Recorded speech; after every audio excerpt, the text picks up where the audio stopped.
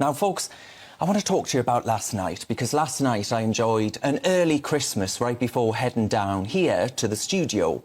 Now, there I was in the heart of my own home, surrounded by the faces that mean the absolute world to me. Now, the air was thick with love, laughter and the greatest sound in the world, the popping of bottles of English fizz.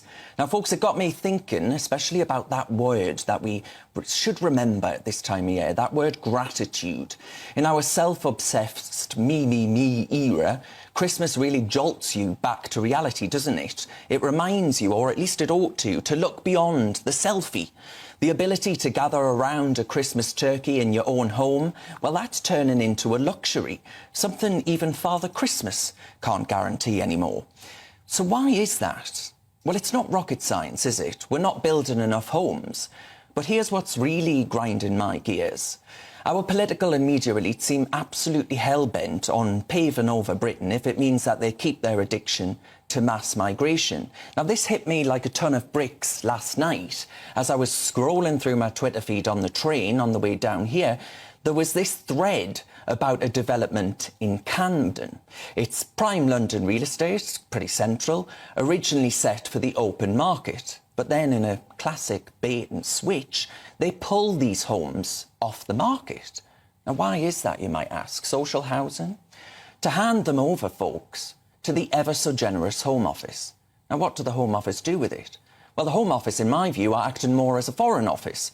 Central government dished out a whopping 650 million quid of your money to local authorities. And that's not for building affordable homes for Brits. It's to hand over prime properties to those who've never paid a penny into the system, while our very own are languishing on waiting lists as long as the River Tyne. I've just seen in our email inbox there, someone writing in asking if we could give a shout out to Citizens Advice, because they've been helping them this festive period to access housing.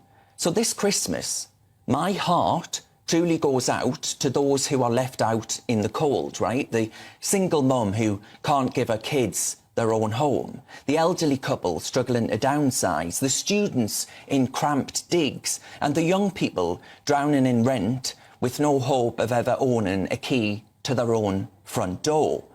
And then there's Rishi Sunak in the background of all of this, backpedalling faster than a cyclist in the Tour de France. His pledge to raise the earnings threshold for family members coming to the UK, a glimmer of hope for those of us who respected the Brexit mandate, is now being phased in over 2 years. Phased in. More like phased out. If you ask me, I'm asking this simple question this Christmas. Does Sunak think that we were born yesterday? Does he reckon that we reckon he'll be along long enough to actually see through something happening in 2 years? Is he going to be around then? I'm very doubtful. I don't think he should bet the house on it, put it that way. It's high time our leaders grew a spine and stood up for what they continuously promise. So this Christmas and in the years to come, we don't need empty promises. We need a government that puts its own people first, that respects its own promises to its own voters. Is that really too much to ask for?